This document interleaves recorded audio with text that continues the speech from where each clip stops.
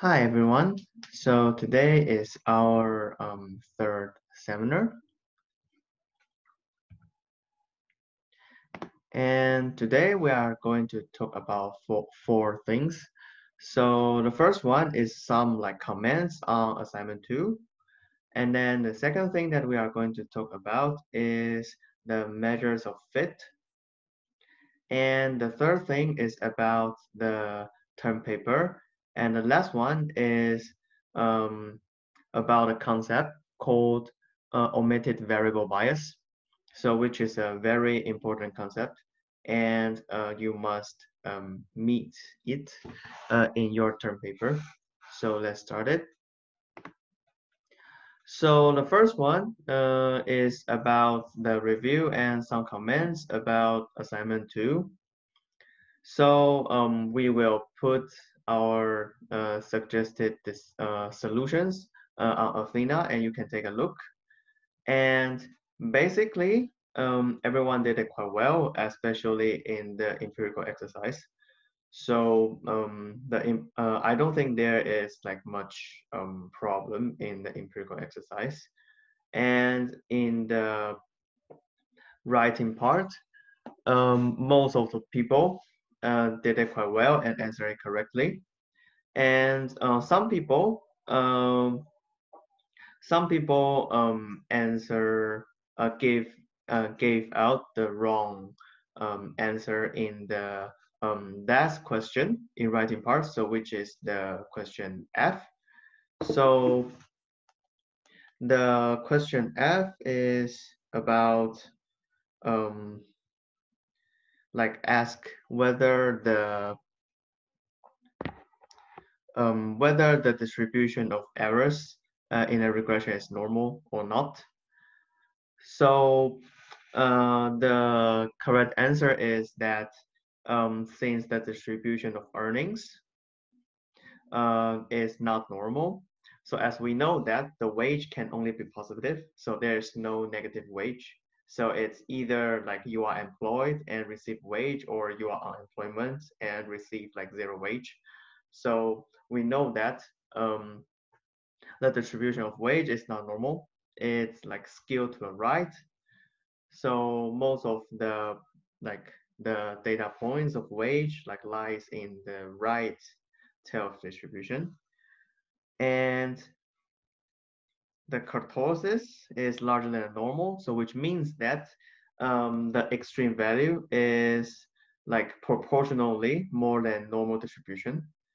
So there are like more people who are extremely rich or poor compared to the um, like the distribution of extreme value in normal distribution. So we know that since the distribution of earnings is not normal, then the distribution of errors is not normal as well. So, but some people, um, though they answer it right, I mean, like they also think that the distribution of errors should not be normal, but the reason that they gave is wrong, because they say that since the R square is low, which is 0.023, and the standard error um, equals 624.1, which is large, then the distribution of errors um, is not normal. But actually, like whether distribution of errors is normal or not does not depend on the value of R squares and standard error. I mean, it's not depends on the value itself. So even though the R square is like 100% and the standard error is like small, but the distribution of errors can still be like not normal. So it's actually um, like it actually does not depend on the value of R square and standard error, but like depends on the structure of dependent variables. So actually, this is the reason why when we take a research in wage, we usually put a log, because by put a log on the on wage, we can directly adjust it to like more normal distribution. So like rather than only relying on the like rather than like relying on the power of central limit theorem and also the large number theorem, we can directly use log to adjust the data structure of wage into like normal distribution. So this is the reason why we usually put log when we do a regression about wage. So basically, this is the comments that I would like to share with assignment 2. But other than that, I think basically everyone did it quite well. Yes. So now we are going to talk about the measures of fit, which is the R squared that I just mentioned. So in the regression, we know that the observed variable has two components. So one is the predict variable, and the other is residuals, which is not explained by the regression. So as you can see on the picture, so this part, the y hat, is the predict variable, which is also the part that is explained by regression. And the difference between actual value and predict value is called residuals. So which is the part that is not explained by regression. So this is the formula for residual sum of squares, explains sum of squares and total sum of squares. So you can see that in the total sum of squares, so is the difference between the actual value and the average. And the residual is just as what we mentioned. So it's the difference between the actual value and predict. And the explain part is the difference between predict value and the average one. So this picture is like the graphical presentation of what I just said. So this is the total sum of squares, and this is the explained of squares, and this is the unexplained square of sums.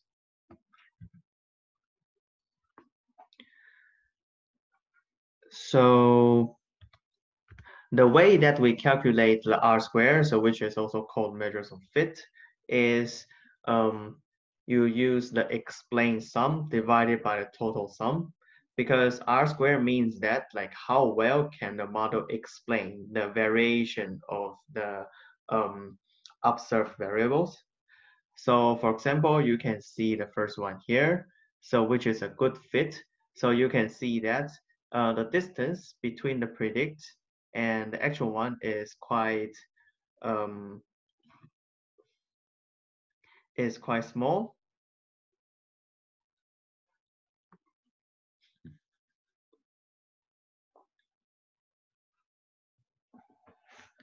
And for the bad one is that the distance between the actual value and the observed value is like quite far away from each other. So as you can see in the way of calculating R square, so you can see that R square should be like between 1 and 0, because the total sum of square, so the total sum of squares is actually equals the residual sum of squares plus the explained sum of squares. So that's why the R square should be between 0 and 1. So if R squares equals 1, so which means that the regression explains all the variation of observed variable, so it perfectly explains and fits the actual pattern of variables. But if r squared equals 0, which means that actually this regression just it doesn't explain any variation of variables.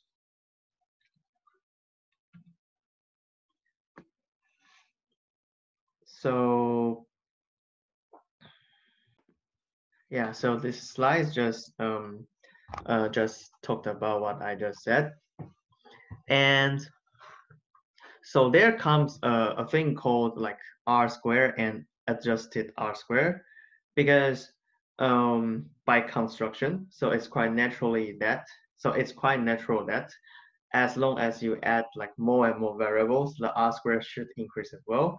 Because when you add more and more variables, so of course the explanatory power of the regression should increase as well. Otherwise, there's no point for you to adding the variables.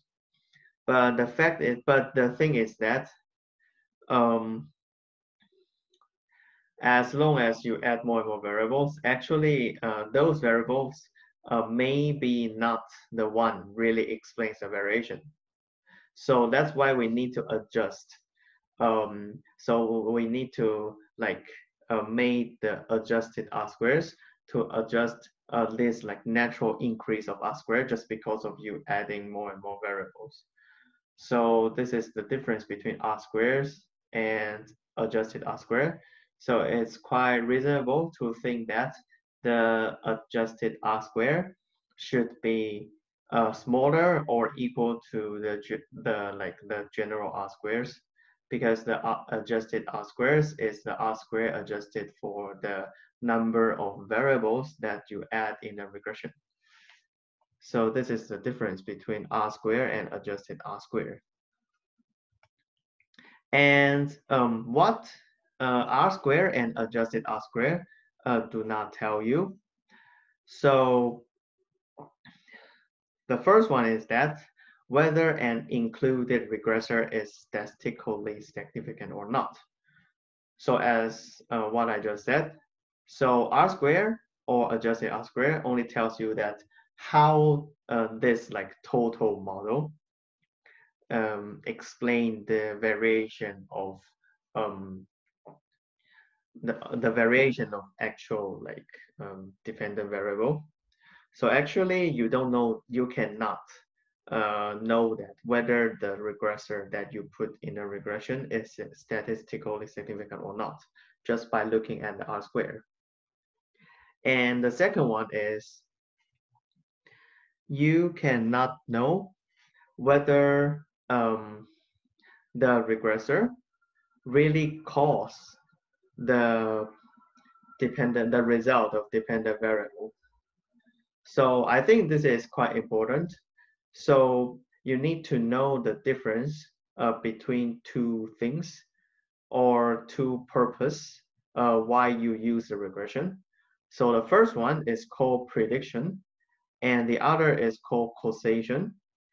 So r squared is the power of prediction of regression. It's not about the causation. So what I mean is that, for example, if you run a regression between like income and school, like only like this, and it turns out that the r squared is like 0.7, so which is like fairly high. So which means that the variation of income is like explained by the variation of schooling, like about 70%. But it does not mean that like really the schooling caused the increase of income or not, because it can be that like for people who are richer, so they have more schooling. So it actually can be the reverse like causal relationship.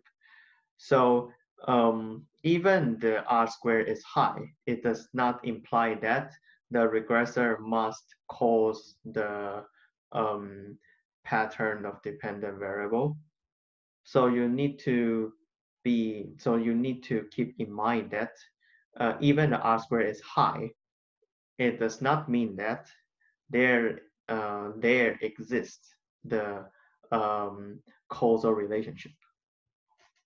And related to the thing like of causal relationship that we talked about, like just talked about. So the R square cannot tell if there is any omitted variable bias.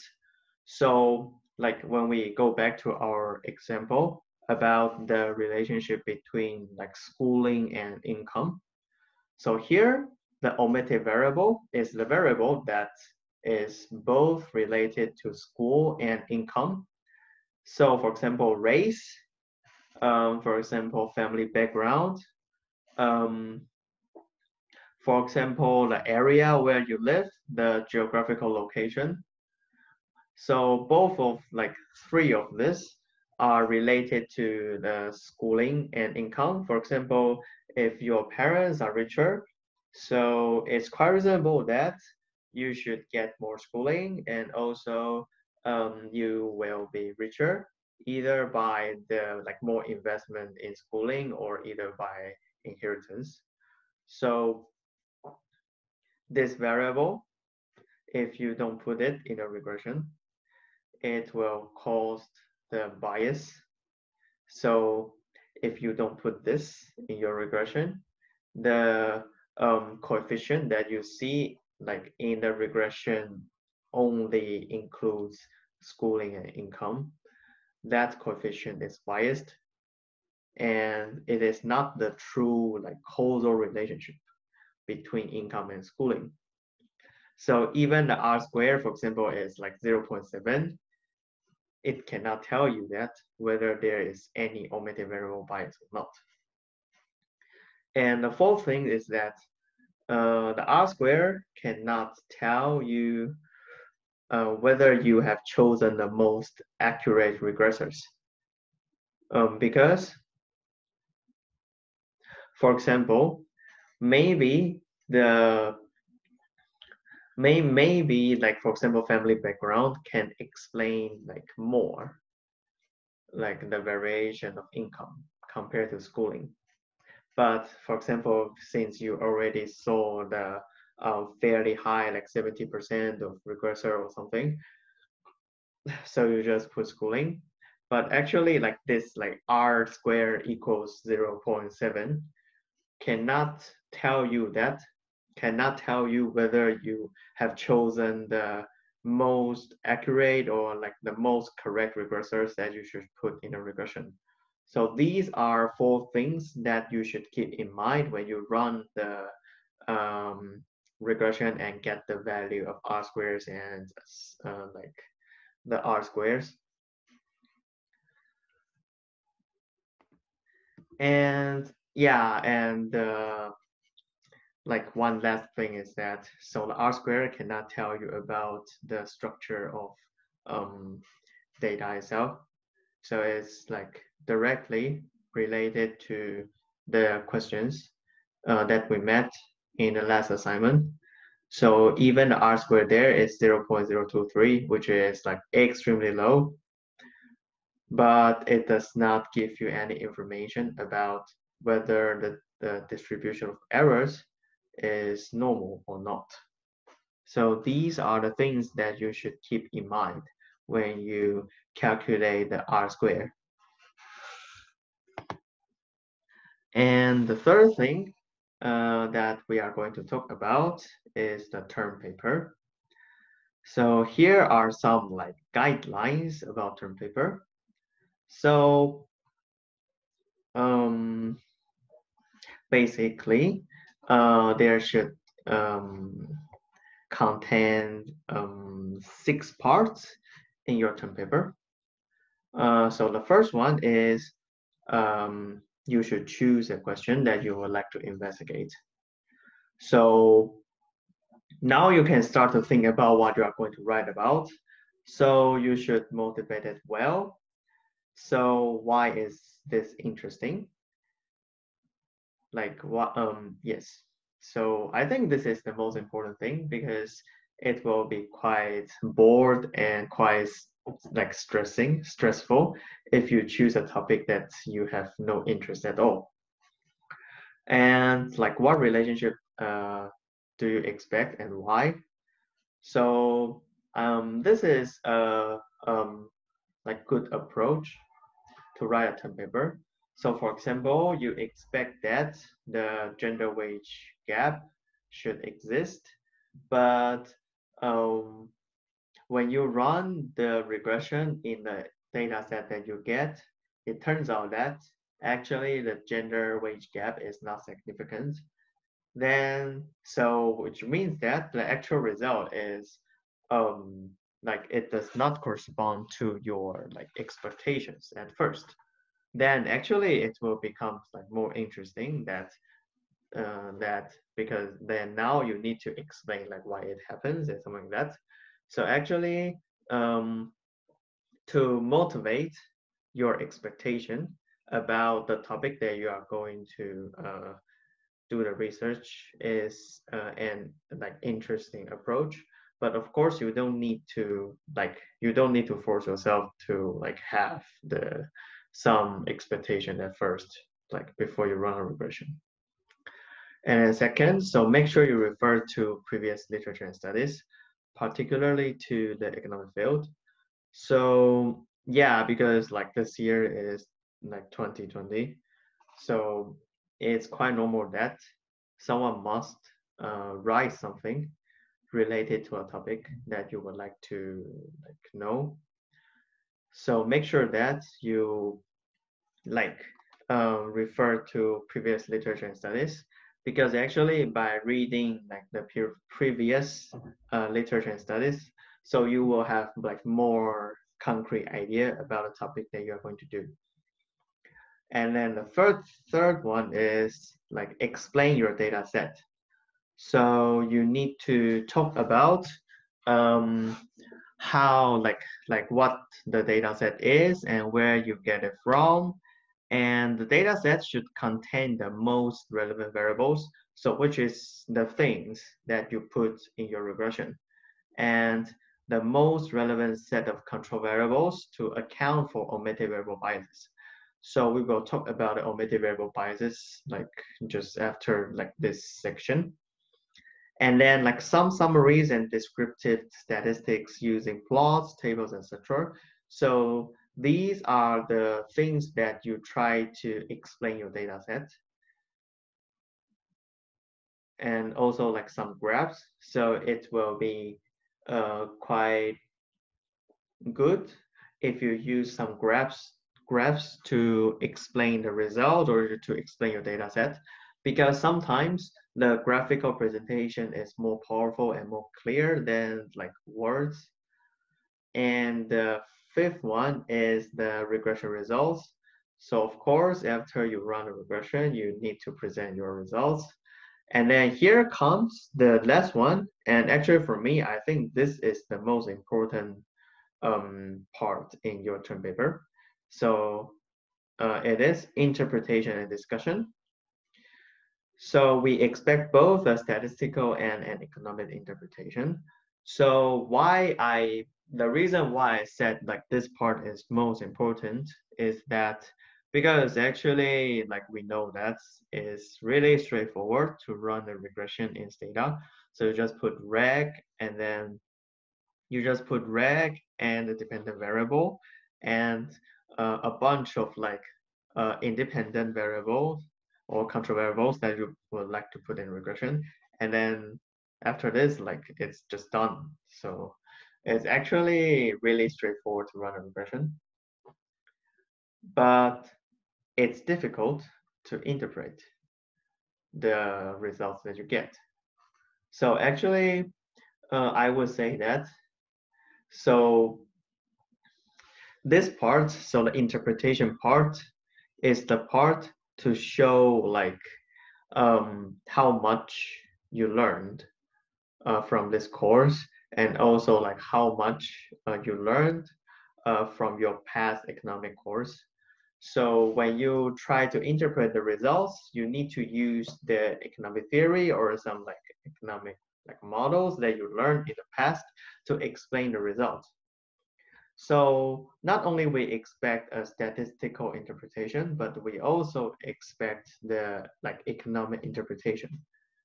So I would say that this part is the most important part in your term paper. And then the fourth one, so starting from omitted variable, then we are going to talk about the threats to the internal validity of multiple regression. So which means that the things like below can make the results of multiple regression biased. So which actually means that it nullifies the causality in the regression, and then you can only interpret them as like relation. So they are related. So if these things happen, then you can only interpret the results as like related but not causal. So like now we are going to talk about omitted variables, but in our next seminar, so which is next week, we are going to talk about like 4 things that you will encounter, 4 other like additional things that you will encounter when you run a regression. So which is like functional form misspecification, measurement errors, sample selection, and simultaneous causality. So these will result in the violation of like conditional mean independent, which means that it will make the relationship interpret only as like related but not causal. So first of all, like so this is some like review of regression. So for example, we want to know like what's the effect of reducing class size on test score. And then we run a regression. So we put reg, test score, class size. So after we run the regression and we get the coefficient, like for example, beta. But actually this beta is not really the true causal effect of class size on test score, because we know that there are too many things that can affect like test score. So for example, like the background of family, the motivation like of learning, and also the quality of teachers. So since you didn't put those things in the regression, so they will appear in the error term. So and in order to interpret beta as a causal effect of changing class size, so either we try to control like all the things, like we just said, for example, parental background, motivation, teacher quality. Otherwise, we should find an exogenous variation in class size, because we know that actually class size is not independent from those error terms. So if we didn't put those things in a regression, then this beta actually is biased, and we cannot interpret this like beta as the true causal effect of class size on test score. So this is the assumption that we talk about when we run the regression. So it's called conditional mean zero. So which means that so the class size should be independent from like so should be independent from parental background, motivation, teacher quality. Otherwise, this beta is biased. But of course, we know that those things are related in reality. So the estimate of beta is biased when you only put like class size in a regression.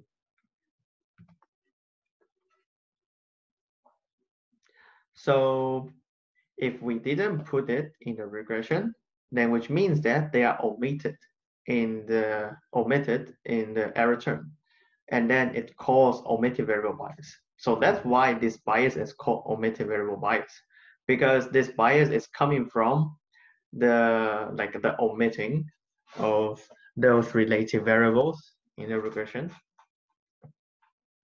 So how we try to like solve this problem. So you should actually there is no like statistical way to coming up with the omitted variable bias. So actually it depends on like your knowledge and your theory. So you should ask yourself, for example, when you run the regression between test score and class size, so you should ask yourself, so what are related to both class size and test score? And then you started to try to put them in the like omitted variables and to see that whether the inclusion of those control variables change the estimate of beta. So if you see that after you put the motivation, the family background, and also the quality of teachers in your regression, and you found out that the beta just changed a lot. So which means that those variables are really the variables that you omitted, so that you should put them in a regression. So this is how you try to mitigate the problem of omitted variable bias. So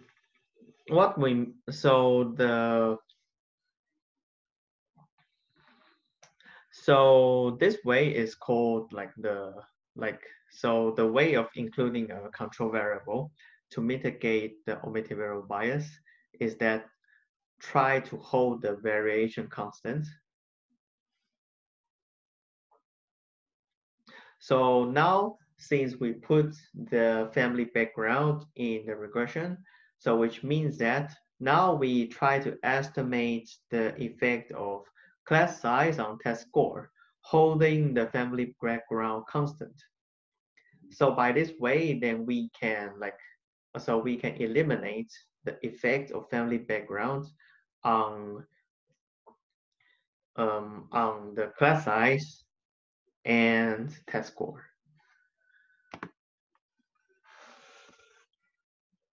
So for example, here, you can see that.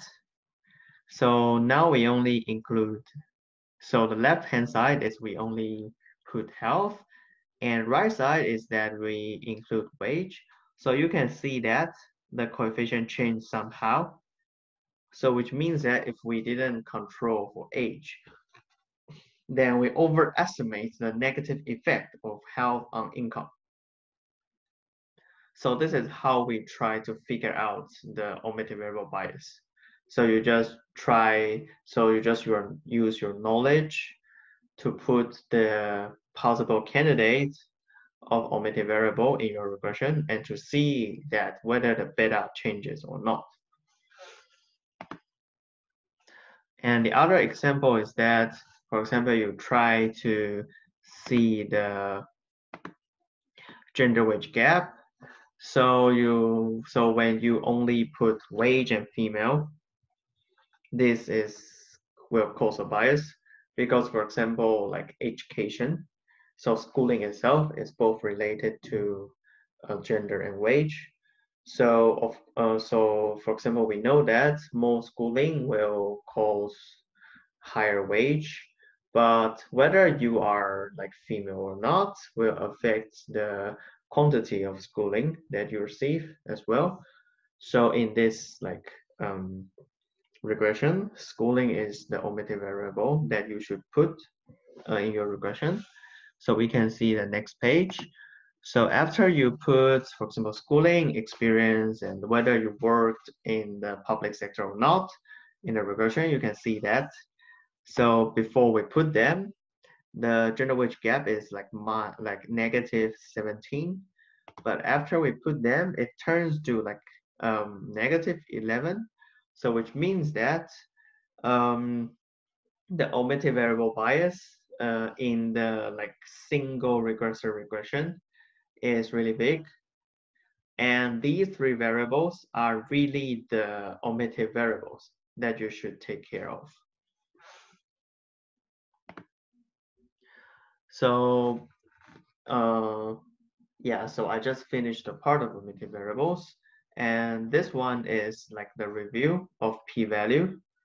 So p-value is called the significance probability.